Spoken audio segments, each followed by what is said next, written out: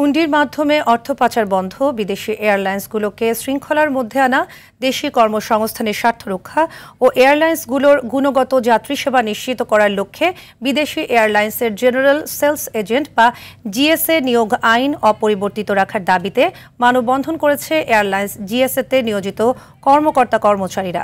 দুপুরে জাতীয় প্রেস ক্লাবের সামনে এ মানববন্ধন অনুষ্ঠিত হয়। বক্তারা বলেন, বিভিন্ন বিদেশি এয়ারলাইন্সের জিএসএ এজেন্টগুলোর মাধ্যমে প্রত্যক্ষ ও পরোক্ষভাবে জড়িয়ে আছে প্রায় 50,000 মানুষের জীবন জীবিকা।